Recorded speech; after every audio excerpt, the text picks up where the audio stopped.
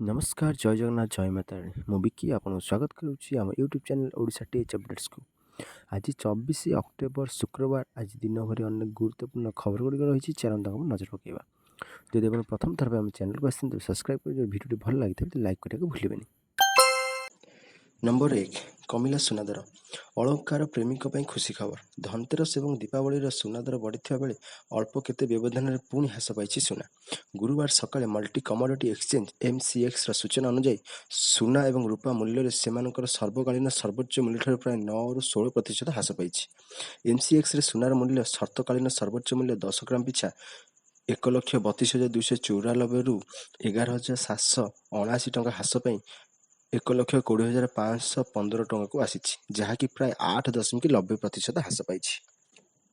ସେହିପରି ରୂପା ମୂଲ୍ୟ 1,70,415 କିଲୋଗ୍ରାମରୁ 26,595 ଟଙ୍କା ହ୍ରାସ ପାଇ 1,43,819 ଟଙ୍କାକୁ ଖସିଛି। ଏହାର ଅର୍ଥ ହେଉଛି ରୂପାରେ 15.60% ହ୍ରାସ ଘଟିଛି। ବିଶ୍ୱ ବଜାରରେ ମଧ୍ୟ ସୁନା ଏବଂ ରୂପାର ମୂଲ୍ୟ ଯଥାକ୍ରମେ ପ୍ରାୟ 8.60% ଏବଂ 12.60% ହ୍ରାସ ପାଇଛି। ନମ୍ବର 2, ଆସିଲା ଛାତ୍ରଛାତ୍ରୀଙ୍କ ପାଇଁ ବଡ଼ ଖବର। ପଞ୍ଚମ ଓ ଅଷ୍ଟମ ଶ୍ରେଣୀ ଏଣିକି ପାସ୍ ଫେଲ୍। ଏଣିକି ପଞ୍ଚମ ଓ ଅଷ୍ଟମରେ ସପ୍ଲିମେଣ୍ଟାରୀ ପରୀକ୍ଷାରେ ଫେଲ୍ ହେଲେ ମ୍ୟାଟ୍ରିକ୍ ପରି ସପ୍ଲିମେଣ୍ଟାରୀ ଦେବେ ପଞ୍ଚମ ଓ ଅଷ୍ଟମ ଶ୍ରେଣୀର ଛାତ୍ରଛାତ୍ରୀ। ଏ ନେଇ ନୂଆ ଗାଇଡଲାଇନ୍ ଜାରି କଲା ଗଣଶିକ୍ଷା ବିଭାଗ। ପଞ୍ଚମ ଓ ଅଷ୍ଟମରେ 50 ମାର୍କର ପରୀକ୍ଷା ଦେବେ। ପରୀକ୍ଷାରେ ପାସ୍ ନ କଲେ ସପ୍ଲିମେଣ୍ଟାରୀ ଦେବେ।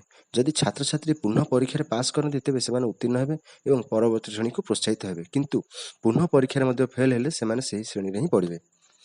ପଞ୍ଚମ ଶ୍ରେଣୀ ପିଲାଙ୍କ ପାଇଁ ମୌଖିକ ଓ ଲିଖିତ ପରୀକ୍ଷା ଅନୁଷ୍ଠିତ ହେବ। ମୋଟ 50 ମାର୍କରୁ 10 ମାର୍କ ମୌଖିକ ଓ 40 ମାର୍କ ଲିଖିତ ପରୀକ୍ଷା ରହିବ। ସେହିପରି ଅଷ୍ଟମ ଶ୍ରେଣୀ ପାଇଁ କେବଳ 50 ମାର୍କର ଲିଖିତ ପରୀକ୍ଷା କରାଯିବ। ପ୍ରଶ୍ନପତ୍ରରେ ସେମିଟିଭ୍ ଆସେସମେଣ୍ଟ 1 ପୂର୍ବରୁ ପଢ଼ାଯାଉଥିବା ପାଠ୍ୟକ୍ରମରୁ 30% ପ୍ରଶ୍ନ ଓ ପରେ ପଢ଼ାଯାଉଥିବା ପାଠ୍ୟକ୍ରମରୁ 70% ପ୍ରଶ୍ନ ରହିବ। 30% ସହଜ ଓ 40% ହାରାହାରି ଓ 30% କଷ୍ଟକର ପ୍ରଶ୍ନ ରହିବ। ସଂକ୍ଷିପ୍ତ ଉତ୍ତରମୂଳକ ପ୍ରଶ୍ନ 30 ମାର୍କର ଓ ଦୀର୍ଘ ଉତ୍ତରମୂଳକ 20 ମାର୍କର ରହିବ। ସ୍କୁଲ ସ୍ତରରେ ବିଷୟଭିତ୍ତିକ ଶିକ୍ଷକଙ୍କ ଦ୍ୱାରା ଉତ୍ତର ଖାତାଗୁଡ଼ିକ ମୂଲ୍ୟାୟନ କରାଯାଇ ଛାତ୍ରଛାତ୍ରୀଙ୍କୁ ପ୍ରୋଗ୍ରେସ୍ ରିପୋର୍ଟ ଦିଆଯିବ। ଫେବୃଆରୀରେ ପରୀକ୍ଷା କରାଯିବା ସହ ମାର୍ଚ୍ଚ ଶେଷ ସପ୍ତାହ ସୁଦ୍ଧା ଫଳ ପ୍ରକାଶ କରିବା ଦିଗରେ ପଦକ୍ଷେପ ନେବେ। ପରୀକ୍ଷାର ସୁପରିଚାଳନା ପାଇଁ ବିଦ୍ୟାଳୟ ଓ ଗଣଶିକ୍ଷା ବିଭାଗ ପକ୍ଷରୁ ଗାଇଡଲାଇନ୍ ଜାରି କରି 3 ସ୍ତରୀୟ ଷ୍ଟିଅରିଂ କମିଟି ଗଠନ କରାଯାଇଛି। ଗଣଶିକ୍ଷା ବିଭାଗ ସଚିବଙ୍କ ଅଧ୍ୟକ୍ଷତାରେ ଗଠିତ ରାଜ୍ୟସ୍ତରୀୟ ଷ୍ଟିଅରିଂ କମିଟିରେ ଓସେପା ରାଜ୍ୟ ପ୍ରକଳ୍ପ ନିର୍ଦ୍ଦେଶକ, ମାଧ୍ୟମିକ, ପ୍ରାଥମିକ, ST ଆଣ୍ଡ SC ଉନ୍ନୟନ ବିଭାଗ ନିର୍ଦ୍ଦେଶକ, ମାଧ୍ୟମ ଶିକ୍ଷା ପରିଷଦ ସଭାପତି, text book production and marketing ନିର୍ଦ୍ଦେଶକ, IIR ଭୁବନେଶ୍ୱର ଅଧ୍ୟକ୍ଷ ଏହି କମିଟିରେ ସଦସ୍ୟ ରହିଛନ୍ତି।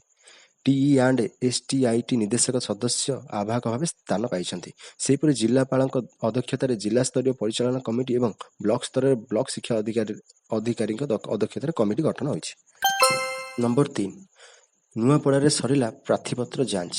ନୂଆପଡ଼ା ବିଧାନସଭା ଉପନିର୍ବାଚନ ପାଇଁ ଉପଜିଲ୍ଲାପାଳ ତଥା ରିଟର୍ଣ୍ଣିଂ ଅଫିସର କାର୍ଯ୍ୟାଳୟରେ ବୁଧବାର ପ୍ରାର୍ଥୀପତ୍ର ଯାଞ୍ଚ ହୋଇଛି। ସମୁଦାୟ 19 ଜଣ ପ୍ରାର୍ଥୀ ନାମାଙ୍କନ ପତ୍ର ଦାଖଲ କରିଥିଲେ। ସେଥିମଧ୍ୟରୁ ପ୍ରାର୍ଥୀତ୍ୱ ନାକଚ ହୋଇଥିବା ପ୍ରାର୍ଥୀମାନେ ହେଲେ ବହୁଜନ ସମାଜ ପାର୍ଟିର ରାଜାରାମ ସାହୁ, ରାଷ୍ଟ୍ରୀୟ ପରିବର୍ତ୍ତନ ଦଳରୁ ସୀତାରାମ ବେହେରା ଏବଂ 3 ଜଣ ସ୍ୱାଧୀନ ପ୍ରାର୍ଥୀ ପୁରୁଷୋତ୍ତମ ବେହେରା, କମଲ କୁମାର ଛତ୍ରିଆ ଏବଂ ଭୁଜବଳ ଆଡ଼ବଙ୍ଗ। ରାଜ୍ୟର 3 ପ୍ରମୁଖ ରାଜନୈତିକ ଦଳ ପ୍ରାର୍ଥୀ ଭାଜପାରୁ ଜୟ ଢୋଲକିଆ, ବିଜେଡିରୁ ସ୍ନେହାଙ୍ଗିନୀ ଛୁରିଆ ଏବଂ କଂଗ୍ରେସରୁ ଘାସିରାମ ମାଝୀଙ୍କ ପ୍ରାର୍ଥୀତ୍ୱ ବଳବତ୍ତର ରହିଛି। ସମାଜବାଦୀ ପାର୍ଟିରୁ ରମାକାନ୍ତ ହାତୀ, ବହୁଜନ ମୁକ୍ତି ପାର୍ଟିରୁ ହେମନ୍ତ ତାଣ୍ଡି, ଓଡ଼ିଶା ଜନତା ଦଳରୁ ସୁକଦର ଦଣ୍ଡସେନାଙ୍କ ସହ 8 ଜଣ ସ୍ୱାଧୀନ ପ୍ରାର୍ଥୀଙ୍କ ପ୍ରାର୍ଥୀପତ୍ର ଠିକ୍ ରହିଛି। ଆଜି ପ୍ରାର୍ଥୀପତ୍ର ଯାଞ୍ଚ ସମୟରେ ନିର୍ବାଚନ ସାଧାରଣ ପର୍ଯ୍ୟବେକ୍ଷକ ପ୍ରକାଶ ବିନ୍ଦୁ, ଭାରତୀୟ ପ୍ରଶାସନିକ ସେବା ଏବଂ ରିଟର୍ଣ୍ଣିଂ ଅଫିସର ସୁମି ସୋରେନ ଉପସ୍ଥିତ ଥିଲେ। ନମ୍ବର 4, ରାସନ କାର୍ଡ ହିତାଧିକାରୀଙ୍କ ପାଇଁ ଖୁସି ଖବର। ଏଣିକି 5 କେଜି ଅଧିକ ଚାଉଳ ମିଳିବ ହିତାଧିକାରୀମାନଙ୍କୁ। ଜାତୀୟ ଏବଂ ରାଜ୍ୟ ଖାଦ୍ୟ ସୁରକ୍ଷା ଯୋଜନା ଅଧୀନରେ 19ଟି ଜିଲ୍ଲାରେ ପୂର୍ବରୁ ବାଦ୍ ପଡ଼ିଥିବା ହିତାଧିକାରୀମାନଙ୍କୁ ପ୍ରତି ମାସରେ ମୁଣ୍ଡପିଛା 5 କେଜି ଚାଉଳ ଯୋଗାଇବାକୁ ଓଡ଼ିଶା ସରକାର ନିଷ୍ପତ୍ତି ନେଇଛନ୍ତି। ସେପ୍ଟେମ୍ବରରୁ ନଭେମ୍ବର ପର୍ଯ୍ୟନ୍ତ 3 ମାସ ପାଇଁ ଦେବାକୁ ଥିବା ଚାଉଳ ପାଇବେ। ଏହା ଗରିବ କଲ୍ୟାଣ ଅନ୍ନ ଯୋଜନା ଅଧୀନରେ ଆସିବ। ଖାଦ୍ୟ ଯୋଗାଣ ଏବଂ ଗ୍ରାହକ କଲ୍ୟାଣ ବିଭାଗ ଦ୍ୱାରା ଜାରି କରାଯାଇଥିବା ଏକ ନିର୍ଦ୍ଦେଶ ଅନୁଯାୟୀ ଜାତୀୟ ଖାଦ୍ୟ ସୁରକ୍ଷା ଆଇନ, ଅନ୍ତ୍ୟୋଦୟ ଅନ୍ନ ଯୋଜନା ଏବଂ ରାଜ୍ୟ ଖାଦ୍ୟ ସୁରକ୍ଷା ଯୋଜନା ଅଧୀନରେ ପୂର୍ବରୁ ଯୋଗାଇ ଦିଆଯାଉଥିବା 5 କେଜି ଚାଉଳ ବ୍ୟତୀତ ଅତିରିକ୍ତ ଚାଉଳ ବଣ୍ଟାଯିବ। 19ଟି ଜିଲ୍ଲାର କଲେକ୍ଟରମାନଙ୍କୁ ଅକ୍ଟୋବର 31 ସୁଦ୍ଧା ଚାଉଳ ଉଠାଇ ଏବଂ ଉଚିତ ମୂଲ୍ୟରେ ଦେଇ ନଭେମ୍ବର 10 ସୁଦ୍ଧା ସାରିବାକୁ ନିର୍ଦ୍ଦେଶ ଦିଆଯାଇଛି। ଏହି ନିଷ୍ପତ୍ତି ଦ୍ୱାରା ଅନ୍ତୋଦୟ ଅନ୍ନ ଯୋଜନା ଅଧୀନରେ ଆସୁଥିବା 8.28 ଲକ୍ଷ ପରିବାର ସମେତ 70.47 ଲକ୍ଷରୁ ଅଧିକ ପରିବାର ପ୍ରାୟ 2.40 କୋଟି ବ୍ୟକ୍ତି ଉପକୃତ ହେବେ। ପ୍ରତ୍ୟେକ ଅନ୍ତୋଦୟ ପରିବାର ଯେଉଁମାନେ ପୂର୍ବରୁ 35 କେଜି ଚାଉଳ ପାଉଥିଲେ ଏବେ 3 ମାସ ପାଇଁ 40 କିଲୋଗ୍ରାମ ଚାଉଳ ପାଇବେ। ସେତେବେଳେ ମନ୍ତ୍ରୀ କହିଥିଲେ 97.40 ଲକ୍ଷ ପରିବାର 3.25 କୋଟି ଲୋକ ପ୍ରଧାନମନ୍ତ୍ରୀ ଗରିବ କଲ୍ୟାଣ ଅନ୍ନ ଯୋଜନା ଏବଂ ରାଜ୍ୟ ଖାଦ୍ୟ ସୁରକ୍ଷା ଯୋଜନା ଅଧୀନରେ ମାଗଣା ଖାଦ୍ୟ ଶସ୍ୟ ପାଉଛନ୍ତି। ନମ୍ବର 5 ବିଭିନ୍ନ ଜିଲ୍ଲାକୁ ଚେତାବନୀ ଓଡ଼ିଶାରେ ଅକ୍ଟୋବର 28 ଯାଏଁ ପ୍ରବଳ ବର୍ଷିବ। ଓଡ଼ିଶାରେ ଅକ୍ଟୋବର 28 ତାରିଖ ଯାଏଁ ବିଜୁଳି ଘଡ଼ଘଡ଼ି ସହ ପ୍ରବଳ ବର୍ଷା ସମ୍ଭାବନା ରହିଛି। ଏନେଇ ରାଜ୍ୟର ବିଭିନ୍ନ ଜିଲ୍ଲାକୁ ୟେଲୋ ୱାର୍ଣ୍ଣିଂ ଜାରି କରିଛି ଭୁବନେଶ୍ୱର ସ୍ଥିତ ଆଞ୍ଚଳିକ ପାଣିପାଗ କେନ୍ଦ୍ର। ଅକ୍ଟୋବର 23ରୁ 25 ତାରିଖ ମଧ୍ୟରେ ରାଜ୍ୟର 11ଟି ଜିଲ୍ଲାକୁ ବିଜୁଳି ଘଡ଼ଘଡ଼ି ସହ ପ୍ରବଳ ବର୍ଷା ପାଇଁ ୟେଲୋ ୱାର୍ଣ୍ଣିଂ ଜାରି ହୋଇଛି। ଏହି ଜିଲ୍ଲାଗୁଡ଼ିକ ହେଲା ପୁରୀ, ଖୋର୍ଦ୍ଧା, ନୟାଗଡ଼, ଗଞ୍ଜାମ, ଗଜପତି, ରାୟଗଡ଼ା, କୋରାପୁଟ, ମାଲକାନଗିରି, ନବରଙ୍ଗପୁର, କଳାହାଣ୍ଡି ଓ କନ୍ଧମାଳ। ସେହିପରି ଅକ୍ଟୋବର 25ରୁ 27 ତାରିଖ ମଧ୍ୟରେ ବିଜୁଳି ଘଡ଼ଘଡ଼ି ସହ ପ୍ରବଳ ବର୍ଷା ପାଇଁ ରାଜ୍ୟର 21ଟି ଜିଲ୍ଲାକୁ ୟେଲୋ ୱାର୍ଣ୍ଣିଂ ଜାରି କରିଛି ପାଣିପାଗ କେନ୍ଦ୍ର। ଏହି ଜିଲ୍ଲାଗୁଡ଼ିକ ହେଲା ବାଲେଶ୍ୱର, ଭଦ୍ରକ, ଯାଜପୁର, ଜଗତସିଂହପୁର, କେନ୍ଦ୍ରାପଡ଼ା, କଟକ, ପୁରୀ, ଖୋର୍ଦ୍ଧା, ନୟାଗଡ଼, ଗଞ୍ଜାମ, ଗଜପତି, ରାୟଗଡ଼ା, କୋରାପୁଟ, ମାଲକାନଗିରି, ନବରଙ୍ଗପୁର, କଳାହାଣ୍ଡି, କନ୍ଧମାଳ, ନୂଆପଡ଼ା, ବଲାଙ୍ଗୀର, ସୋନପୁର ଓ ବୌଦ୍ଧ। ତେବେ ଅକ୍ଟୋବର 27ରୁ 28 ତାରିଖ ମଧ୍ୟରେ ବିଜୁଳି ଘଡ଼ଘଡ଼ି ସହ ପ୍ରବଳ ବର୍ଷା ପାଇଁ ରାଜ୍ୟର ସମସ୍ତ ଜିଲ୍ଲାକୁ ୟେଲୋ ୱାର୍ଣ୍ଣିଂ ଜାରି କରାଯାଇଛି। ନମ୍ବର 6 ସିରିଜ୍ ହାରିଲା ଭାରତ, ଓଡିଆଇ ସିରିଜ୍ ହାତେଇ ନେଲା ଅଷ୍ଟ୍ରେଲିଆ। ଆଡିଲେଡରେ 17 ବର୍ଷ ପରେ ହାରିଲା ଭାରତ, ଓଡିଆଇ ସିରିଜ୍ ହାତେଇ ନେଲା ଅଷ୍ଟ୍ରେଲିଆ। ବ୍ୟର୍ଥ ଗଲା ରୋହିତ ଆୟରଙ୍କ ଅର୍ଦ୍ଧଶତକ। ମାଥ୍ୟୁ ସଟ୍ ଏବଂ କୁପର କଲୋନି ଦୃଢ଼ ଇନିଂସ ଯୋଗୁଁ ଆଡିଲେଡରେ ଖେଳାଯାଉଥିବା ଦ୍ୱିତୀୟ ଦିନିକିଆରେ ଅଷ୍ଟ୍ରେଲିଆ ଭାରତକୁ 2 ୱିକେଟରେ ପରାସ୍ତ କରିଛି। ଏହା ସହିତ ଅଷ୍ଟ୍ରେଲିଆ 3 ମ୍ୟାଚ୍ ବିଶିଷ୍ଟ ସିରିଜରେ 2.20ରେ ଅପ୍ରତିଦ୍ୱନ୍ଦ୍ୱୀ ଅଗ୍ରଣୀ ହାସଲ କରିଛି। ପ୍ରଥମେ ବ୍ୟାଟିଂ କରି ଭାରତ 50 ଓଭରରେ 9 ୱିକେଟ ହରାଇ 264 ରନ୍ କରିଥିଲା। ଜବାବରେ ଅଷ୍ଟ୍ରେଲିଆ 22 ବଲ୍ ବାକି ଥାଇ 8 ୱିକେଟରେ ମ୍ୟାଚ୍ ଜିତିଥିଲା। 17 ବର୍ଷ ମଧ୍ୟରେ ଏହା ପ୍ରଥମ ଥର ପାଇଁ ଭାରତ ଆଡିଲେଡରେ ଏକ ଦିନିକିଆ ହାରିଛି। ଶୁଭମନ ଗିଲଙ୍କ ଦିନିକିଆ ଅଧିନାୟକତ୍ୱ ଡେବ୍ୟୁ ଭଲ ଆରମ୍ଭ ହୋଇନଥିଲା। ସେ ଅଧିନାୟକ ଭାବେ ତାଙ୍କର ପ୍ରଥମ ସିରିଜ୍ ହାରିଥିଲେ। ଭାରତୀୟ ବୋଲରମାନେ 264 ରନ୍ ରକ୍ଷା କରିବା ବିଫଳ ହୋଇଥିଲେ। ରୋହିତ ଶର୍ମା 73 ଏବଂ ଶ୍ରେୟସ ଆୟର 61ଙ୍କ ଅର୍ଦ୍ଧଶତକକୁ ଅଷ୍ଟ୍ରେଲୀୟ ବ୍ୟାଟ୍ସମ୍ୟାନ୍ ବିଫଳ କରିଥିଲେ। ନମ୍ବର 7 ବେଦାନ୍ତର ଢେଙ୍କାନାଳ ପ୍ରକଳ୍ପରେ 40,000 ଲୋକଙ୍କୁ ମିଳିବ ରୋଜଗାର, କହିଲେ ଅନିଲ ଅଗ୍ରୱାଲ। ବେଦାନ୍ତ ଆଲୁମିନିୟମ ଓଡ଼ିଶାରେ ସବୁଠାରୁ ବଡ଼ ପ୍ରକଳ୍ପ ପ୍ରତିଷ୍ଠା କରିବ। ଏହି ପ୍ରକଳ୍ପ ଢେଙ୍କାନାଳ ଜିଲ୍ଲାରେ ହେବ। ଏଥିପାଇଁ 1 ଲକ୍ଷ କୋଟି ଟଙ୍କା ନିବେଶ ହେବ। ବେଦାନ୍ତ ଆଲୁମିନିୟମର ପ୍ରତିଷ୍ଠାତା ଏବଂ ଅଧ୍ୟକ୍ଷ ଅନିଲ ଅଗ୍ରୱାଲ ଗୁରୁବାର ଏହା କହିଛନ୍ତି। ସେ ଆହୁରି ମଧ୍ୟ କହିଛନ୍ତି ଯେ ବେଦାନ୍ତ ଆଲୁମିନିୟମ 30 ଲକ୍ଷ ଟନ୍ ଆଲୁମିନିୟମ ପ୍ଲାଣ୍ଟ ପ୍ରତିଷ୍ଠା କରିବ। ଏହି ପ୍ରକଳ୍ପରେ 30ରୁ 40,000 ଲୋକ କାମ ପାଇବେ। ମୁଖ୍ୟମନ୍ତ୍ରୀ ମୋହନ ଚରଣ ମାଝୀଙ୍କ ସହ ଆଲୋଚନା ପରେ ବେଦାନ୍ତ ମୁଖ୍ୟ ଅନିଲ ଅଗ୍ରୱାଲ ଗଣମାଧ୍ୟମକୁ ସୂଚନା ଦେଇଛନ୍ତି। ସାମ୍ବାଦିକମାନଙ୍କୁ ସେ କହିଛନ୍ତି, ମୁଖ୍ୟମନ୍ତ୍ରୀ ପ୍ରତିଶ୍ରୁତି ଦେଇଛନ୍ତି 1 ମାସ ଭିତରେ ଜମି ମିଳିଲେ 3ରୁ 4 ମାସ ଭିତରେ ପ୍ରକଳ୍ପ ପାଇଁ କାମ ଆରମ୍ଭ ହୋଇଯିବ। ପ୍ରକଳ୍ପ କାମ ସରିବାକୁ 3ରୁ 3.5 ବର୍ଷ ଲାଗିବ। ମୁଖ୍ୟମନ୍ତ୍ରୀ କହିଛନ୍ତି 1 ମାସରେ ଜମି ଦେବେ ଏବଂ ସମସ୍ତ କ୍ଲିୟରାନ୍ସ ମଧ୍ୟ ହୋଇଯିବ। ନମ୍ବର 8 ଚାକିରି କରିବ ଏଆଇ, ଚାଷ କରିବେ ଲୋକେ, କହିଲେ ଏଲନ୍ ମସ୍କ। ଚାକିରି ଛଡ଼ାଇ ନେବ ଏଆଇ, ଚାଷ କରିବେ ଲୋକେ, କହିଲେ ଏଲନ୍ ମସ୍କ। ବିଶ୍ୱର ସବୁଠାରୁ ଧନୀ ବ୍ୟକ୍ତି ଏବଂ ଟେସ୍ଲାର ସିଇଓ ଏଲନ୍ ମସ୍କ ଏଭଳି ବଡ଼ ଦାବି କରିଛନ୍ତି। ଏଆଇକୁ ନେଇ ମସ୍କ କହିଥିବା ଦାବି ଏବେ ଲୋକଙ୍କ ଚିନ୍ତା ବଢ଼ାଇ ଦେଇଛି। ତାଙ୍କ କହିବା ମୁତାବକ ଏଆଇ ଭବିଷ୍ୟତରେ ସମସ୍ତଙ୍କ ଚାକିରି ନେଇଯିବ। ଏହାପରେ ଲୋକମାନେ ଧାନ ଚାଷ ଏବଂ ପନିପରିବା ଚାଷ କରିବା ଭଳି କାମ କରିବାକୁ ସମୟ ପାଇବେ। ନମ୍ବର 9 ରୁଷ ଉପରେ ଟ୍ରମ୍ପଙ୍କ ଡବଲ ଆଟାକ୍। ଆମେରିକା 2ଟି ରୁଷୀୟ ତୈଳ କମ୍ପାନୀ ରୋସନେଫ୍ଟ ଏବଂ ଲୁକେଇଲ ଉପରେ ପ୍ରତିବନ୍ଧକ ଲଗାଇଛି। ଏମାନେ ରୁଷର 2ଟି ବୃହତ୍ ତୈଳ କମ୍ପାନୀ ଏବଂ ଏହି ପ୍ରତିବନ୍ଧକ ମସ୍କୋର ଅର୍ଥନୀତିକୁ ପ୍ରଭାବିତ କରିବାର ସମ୍ଭାବନା ଅଛି। ଟ୍ରମ୍ପ ପ୍ରଶାସନ ଏହି କମ୍ପାନୀଗୁଡ଼ିକୁ ୟୁକ୍ରେନ୍ର ରୁଷରେ ଚାଲିଥିବା ଯୁଦ୍ଧକୁ ପାଣ୍ଠି ଯୋଗାଇବା ପାଇଁ ଅଭିଯୋଗ କରିଛି। ଏସବୁ ମଧ୍ୟରେ ସବୁଠାରୁ ବଡ଼ ପ୍ରଶ୍ନ ରହିଛି ଏହି 2ଟି ବିଶାଳ ରୁଷୀୟ ତୈଳ କମ୍ପାନୀ ଉପରେ ଆମେରିକାର ପ୍ରତିବନ୍ଧକ ଭାରତକୁ କିପରି ପ୍ରଭାବିତ କରିବ। ଭାରତ ଉପରେ ଏହାର ପ୍ରଭାବ ଏମିତି ପଡ଼ିପାରେ। କମ୍ପାନୀଗୁଡ଼ିକ ଏପର୍ଯ୍ୟନ୍ତ ଏ ବିଷୟରେ କୌଣସି ବିବୃତ୍ତି ଜାରି କରିନାହାନ୍ତି। ଯେକୌଣସି ପରିସ୍ଥିତିରେ ଭାରତୀୟ ସରକାରୀ ରିଫାଇନାରୀଗୁଡ଼ିକ ରୋସନେଫ୍ଟ ଏବଂ ଲୁକେଇଲ୍ ଠାରୁ ସିଧାସଳଖ ରୁଷୀୟ ତୈଳ କ୍ରୟ କରନ୍ତି ନାହିଁ। ଭାରତ ମଧ୍ୟସ୍ଥିଙ୍କ ମାଧ୍ୟମରେ ରୁଷୀୟ ଅଶୋଧିତ ତେଲ କ୍ରୟ କରେ। ଏକ ରିପୋର୍ଟ ଅନୁଯାୟୀ ଆମେରିକାର କଟକଣା ରିଲାଏନ୍ସ ଇଣ୍ଡଷ୍ଟ୍ରି ରୁଷକୁ ଅଶୋଧିତ ତୈଳ ଆମଦାନୀକୁ ପ୍ରଭାବିତ କରିବାର ସମ୍ଭାବନା ଅଛି, ଯେତେବେଳେ ସରକାରୀ ରିଫାଇନାରୀଗୁଡ଼ିକ ବର୍ତ୍ତମାନ ପାଇଁ ମଧ୍ୟସ୍ଥି ବ୍ୟବସାୟୀଙ୍କ ମଧ୍ୟରେ କ୍ରୟ ଜାରି ରଖିପାରି ନାହାନ୍ତି। ନମ୍ବର 10 ନଭେମ୍ବର 10 ଓ 11 ତାରିଖରେ ଲୋକସେବା ଭବନରେ ଆୟୋଜିତ ହେବାକୁ ଯାଉଛି 2 ଦିନିଆ ଅନ୍ତର୍ଜାତୀୟ ଶ୍ରୀ ଅନ୍ନ ଏବଂ ବିସ୍ତୃତ ଖାଦ୍ୟ ସମ୍ମିଳନୀ।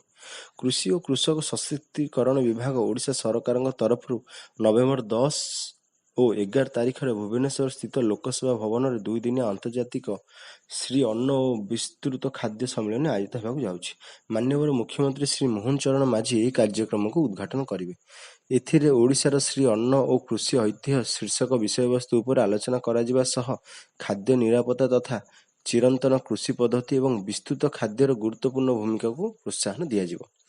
ବିସ୍ତୃତ ଫସଲଗୁଡ଼ିକ ଜଳବାୟୁ ପରିବର୍ତ୍ତନ, ଚିରନ୍ତନ ଚାଷ ପଦ୍ଧତିରେ ସହାୟତା ଏବଂ ପୌଷ୍ଟିକତା ବୃଦ୍ଧିରେ ଗୁରୁତ୍ୱପୂର୍ଣ୍ଣ ଭୂମିକା ଗ୍ରହଣ କରିଥାଏ। ଏଥିମଧ୍ୟରୁ ଅନେକ ଫସଲ ମରୁଡ଼ି ସହନଶୀଳ ଏବଂ କୀଟନାଶକ ପ୍ରତିରୋଧ କରିବାର କ୍ଷମତା ରଖିଥାଏ। ଓଡ଼ିଶାର ପାରମ୍ପରିକ ଶସ୍ୟଗୁଡ଼ିକ ଏହି ଫସଲ ସହିତ ଜଡ଼ିତ, ଯାହା କୌଣସି ପରିବେଶରେ ଖାପ ଖୁଆଇ ଭଲ ଭାବେ ବଢ଼ିପାରେ। ଏହି ସମ୍ମିଳନୀ ମାଧ୍ୟମରେ ମହିଳା ସ୍ୱୟଂ ସହାୟକ ଗୋଷ୍ଠୀ, କୃଷକ ଉତ୍ପାଦନ ସଂଗଠିତ, ନୀତି ନିର୍ଦ୍ଧାରକ, ଅଣୁ, କ୍ଷୁଦ୍ର ଓ ମଧ୍ୟମ ଉଦ୍ୟୋଗୀ, ଗବେଷଣା ପ୍ରତିଷ୍ଠାନ, ସ୍ୱାସ୍ଥ୍ୟ ଅନୁଷ୍ଠାନ, ହୋଟେଲ ଆସୋସିଏସନ, ସେଫ୍ ସଂଗଠନ, ବ୍ଲଗର ଏବଂ ଛାତ୍ରଙ୍କ ସମେତ ବହୁ ହିତାଧିକାରୀଙ୍କୁ ସାମିଲ କରାଯାଇ ଶ୍ରୀ ଅନ୍ନ ଏବଂ ବିସ୍ତୃତ ଖାଦ୍ୟ ପ୍ରୋତ୍ସାହିତ କରିବା ଦିଗରେ ଏକ ରୋଡମ୍ୟାପ୍ ପ୍ରସ୍ତୁତ କରିବା ନେଇ ଲକ୍ଷ୍ୟ ରଖାଯାଇଛି। ଏଥିରେ ଶ୍ରୀ ଅନ୍ନ ବିଲୁପ୍ତପ୍ରାୟ ଶସ୍ୟ ଓ ଖାଦ୍ୟ ସହିତ ଜଡ଼ିତ କୃଷକ ସମ୍ପ୍ରଦାୟଙ୍କ ଦ୍ୱାରା ଅଭିନବ ତଥା ଚିରନ୍ତନ କୃଷି ପଦ୍ଧତି, ଜୈବିବିଧତା ସଂରକ୍ଷଣକୁ ପ୍ରାଧାନ୍ୟ, ବ୍ୟବସାୟୀକରଣ ସୁଯୋଗ ଏବଂ ନୀତିଗତ ଦୃଷ୍ଟିକୋଣ ଉପରେ ମଧ୍ୟ ଗୁରୁତ୍ୱ ଦିଆଯିବ। ନମ୍ବର 11 କଂଗ୍ରେସର ବଡ଼ ଘୋଷଣା, ତେଜସ୍ୱୀ ହେବେ ମୁଖ୍ୟମନ୍ତ୍ରୀ, ରହିବେ 2 ଉପମୁଖ୍ୟମନ୍ତ୍ରୀ। ବିହାରରେ ପ୍ରଥମ ପର୍ଯ୍ୟାୟ ନିର୍ବାଚନ ନଭେମ୍ବର 6ରେ ହେବାକୁ ଯାଉଛି। ଏହା ପୂର୍ବରୁ ମହାଗଠବନ୍ଧନ ଏକ ବଡ଼ ଘୋଷଣା କରିଛି।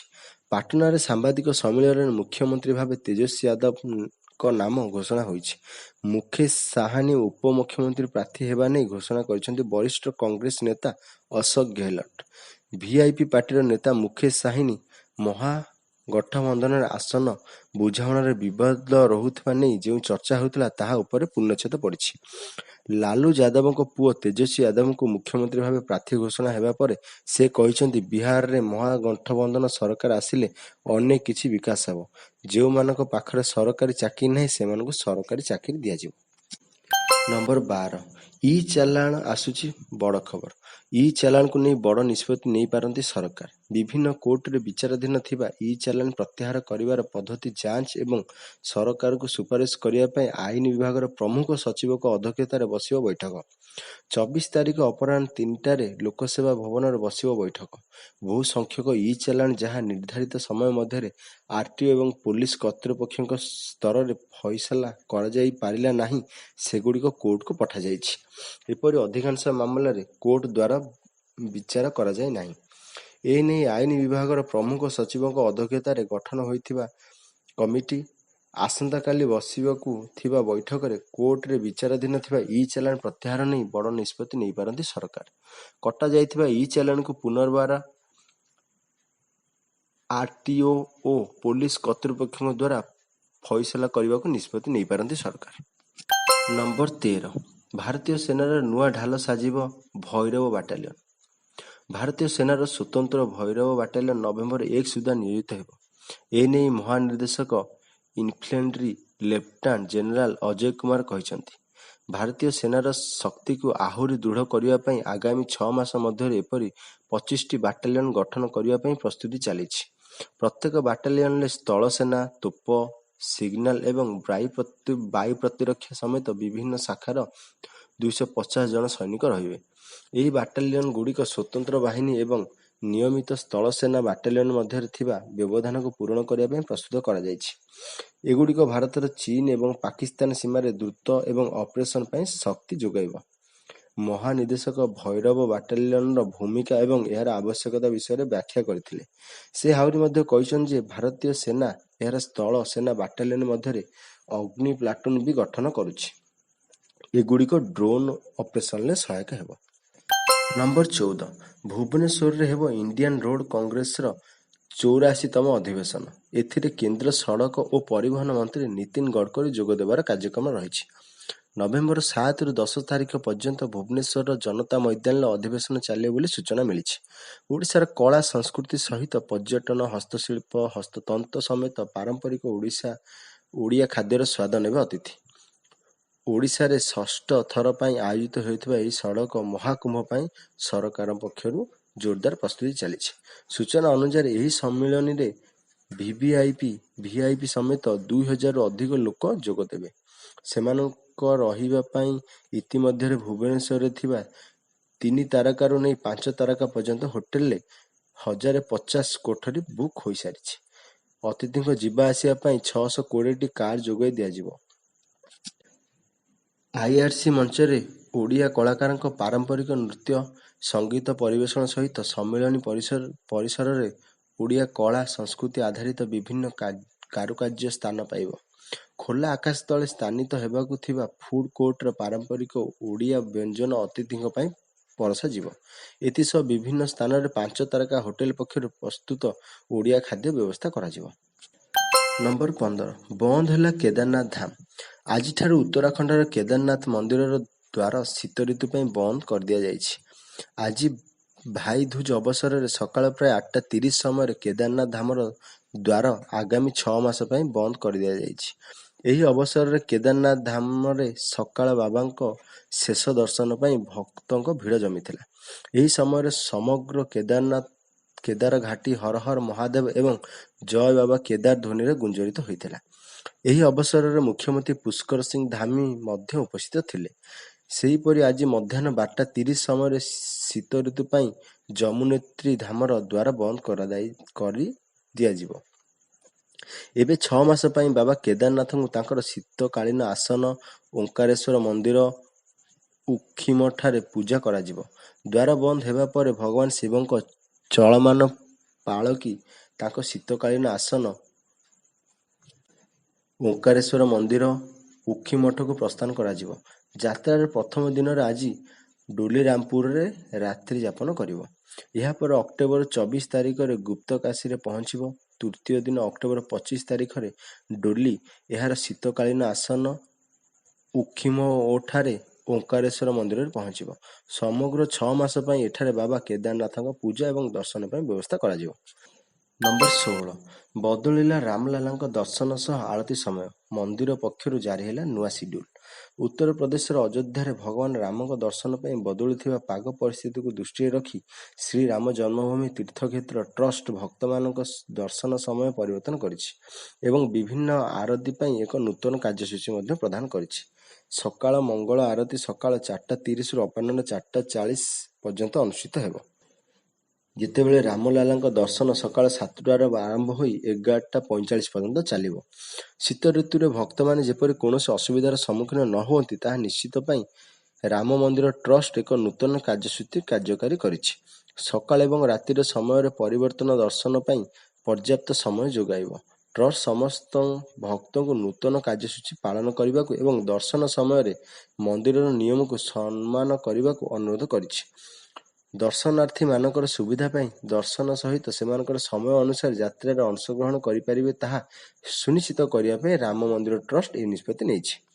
ନମ୍ବର 17 ପୁଣି ଅନଲାଇନରେ ବିଜ୍ଞାପନ। ଆମାଜନ ଶ୍ରୀ ପ୍ରସାଦ ନାମକ ୱେବସାଇଟରେ ମହାପ୍ରଭୁଙ୍କ ଶୁଖିଲା ମହାପ୍ରସାଦ ବିକ୍ରି ନେଇ ବିଜ୍ଞାପନ। ଯାହା କଲେ ବି ଅନଲାଇନରେ ମହାପ୍ରସାଦ ବିକ୍ରି ବନ୍ଦ ହେଉନାହିଁ। ଏବେ ଆମାଜନ ଓ ଶ୍ରୀ ପ୍ରସାଦ ନାମକ ୱେବସାଇଟରେ ମହାପ୍ରଭୁଙ୍କ ଶୁଖିଲା ମହାପ୍ରସାଦ ବିକ୍ରି ନେଇ ବିଜ୍ଞାପନ ବାହାରିଛି। ଆମାଜନରେ କ୍ରିଷ୍ଟାଲ ଭିଜନ ନାମକ ସେଲର ତରଫରୁ ଏହି ଭୋଗ ଯୋଗାଇ ଦିଆଯାଉଛି। ସେପଟେ ଶ୍ରୀ ପ୍ରସାଦ ନାମକ ୱେବସାଇଟରେ ରହିଛି ମହାପ୍ରଭୁଙ୍କ ଅବଢ଼ା ମହାପ୍ରସାଦ ବିକ୍ରି ନେଇ ବିଜ୍ଞାପନ।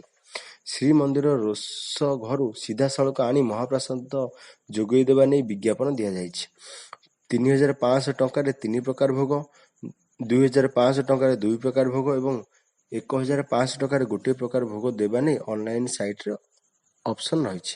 ତେବେ ଏଭଳି ଘଟଣା ସୋସିଆଲ ମିଡିଆରେ ବାରମ୍ବାର ଭାଇରାଲ ହେବା ପରେ ଏହାକୁ ନେଇ ଜଗନ୍ନାଥ ପ୍ରେମୀଙ୍କ ମଧ୍ୟରେ ତୀବ୍ର ଉଦ୍ବେଗ ପ୍ରକାଶ ପାଇଛି।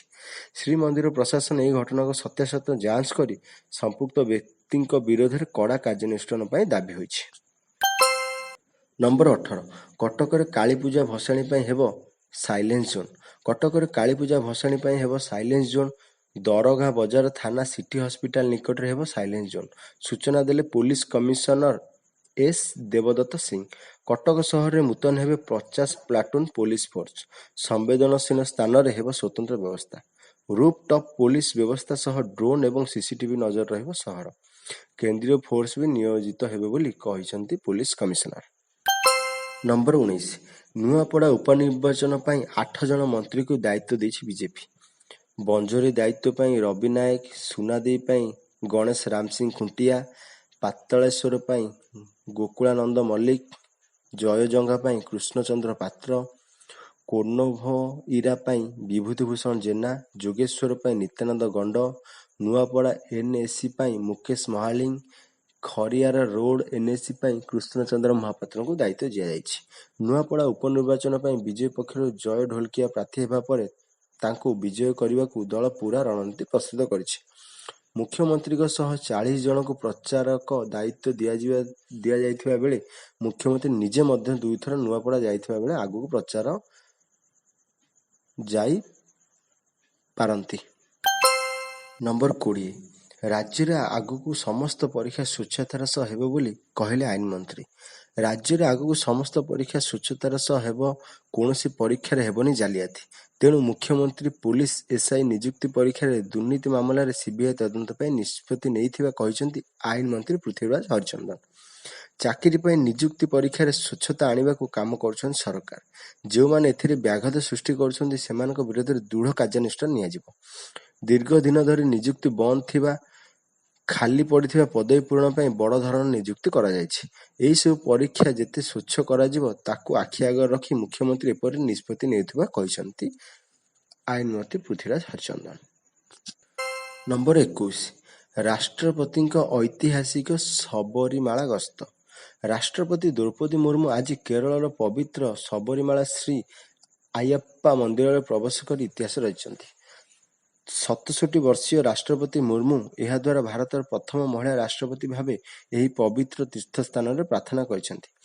କେରଳକୁ 4 ଦିନିଆ ଗସ୍ତରେ ଥିବା ରାଷ୍ଟ୍ରପତି ମୁର୍ମୁ ଆଜି ପାରମ୍ପରିକ ଭାବେ ଭଗବାନ ଆୟପ୍ପାଙ୍କୁ ପୂଜା କରିଥିଲେ। ପଶ୍ଚିମ ଘାଟରେ ଅବସ୍ଥିତ ଶବରୀମାଳା ଭଗବାନ ଆୟପ୍ପାଙ୍କ ପ୍ରମୁଖ ତୀର୍ଥସ୍ଥଳ। ଏହି ମନ୍ଦିରରେ 10ରୁ 50 ବର୍ଷ ବୟସର ମହିଳାଙ୍କୁ ପ୍ରବେଶ ନିଷେଧ ଥିଲା। 2018ରେ ସୁପ୍ରିମକୋର୍ଟଙ୍କ ଐତିହାସିକ ନିର୍ଦ୍ଦେଶ ଦ୍ୱାରା ଏହି ନିୟମ ରଦ୍ଦ ହୋଇଥିଲା ଏବଂ ଏକ ନୂଆ ନିୟମ ଅଧ୍ୟାୟ ଆରମ୍ଭ ହୋଇଥିଲା। ରାଷ୍ଟ୍ରପତି ମୁର୍ମୁଙ୍କ ଯାତ୍ରା ଏହାର କୌଣସି ପରମ୍ପରା ଭାଙ୍ଗି ନାହିଁ ବରଂ ଶତାବ୍ଦୀ ପୁରୁଣା ରୀତିନୀତି ସହ ଆଧୁନିକ ଗ୍ରହଣୀୟତାର ଏକ ପ୍ରତୀକାତ୍ମକ ମୁହୂର୍ତ୍ତ ସୃଷ୍ଟି କରିଛି। ଏହା ଭକ୍ତି ଓ ଏକତାର ବାର୍ତ୍ତା ଦେଇଛି। ଆଜି ପୂର୍ବାହ୍ନ 11ଟା ପରେ ରାଷ୍ଟ୍ରପତି ମନ୍ଦିରରେ ପହଞ୍ଚିବା ପରେ ପ୍ରଥମେ ଗଣପତି ମନ୍ଦିରରେ ପ୍ରାର୍ଥନା କରିଥିଲେ। ନମ୍ବର 22 ସଂସ୍କୃତ ବିଦ୍ୟାଳୟରେ ନିଯୁକ୍ତି ପାଇବେ ଅତିଥି ଫ୍ୟାକଲ୍ଟି। ଅତିଥି ଫ୍ୟାକଲ୍ଟି ନିଯୁକ୍ତି ପାଇଁ ଉଚ୍ଚଶିକ୍ଷା ବିଭାଗ ପକ୍ଷରୁ ନିର୍ଦ୍ଦେଶାବଳୀ ଜାରି ହୋଇଛି। 488 ଓ 662 ବର୍ଗ ସଂସ୍କୃତ ବିଦ୍ୟାଳୟରେ ନିଯୁକ୍ତି ପାଇଁ ଏହି ନିର୍ଦ୍ଦେଶାବଳୀ ଜାରି ହୋଇଛି। ଅବସରପ୍ରାପ୍ତ ଶିକ୍ଷାବିତ୍ଙ୍କୁ ଅତିଥି ଫ୍ୟାକଲ୍ଟି ଭାବେ ନିଯୁକ୍ତି ଦିଆଯାଇପାରିବ। ନିୟମିତ ଖାଲି ପଦବୀଗୁଡ଼ିକ ପୂରଣ ପର୍ଯ୍ୟନ୍ତ ନିଯୁକ୍ତି ପାଇପାରିବେ। ଖାଲି ପଦବୀ ବିବରଣୀ ବିଜ୍ଞାପନ HIMS ମାଧ୍ୟମରେ ପ୍ରକାଶିତ ହେବ। ଆବେଦନକାରୀଙ୍କ ସର୍ବାଧିକ ବୟସ 69, ଶାରୀରିକ ସକ୍ଷମ ହୋଇଥିବେ। ଅବସରପ୍ରାପ୍ତ ଶିକ୍ଷାବିତ୍ କେବଳ HIMS ପୋର୍ଟାଲରେ ଆବେଦନ କରିବେ ବୋଲି ନିୟମାବଳୀରେ ଉଲ୍ଲେଖ ରହିଛି। ଭିଡ଼ିଓଟି ଭଲ ଲାଗିଥିଲେ ଲାଇକ୍ କରିବେ, ଆମ ଚ୍ୟାନେଲକୁ ସବସ୍କ୍ରାଇବ୍ କରିବେ, ପାଖରେ ଥିବା ବେଲ୍ ଆଇକନ୍ଟିକୁ ଦବାଇ ଦେବେ, ଯାହାଫଳରେ ଆପଣ ସର୍ବପ୍ରଥମେ ଆମ ଭିଡ଼ିଓଟି ପାଇପାରିବେ। ଧନ୍ୟବାଦ।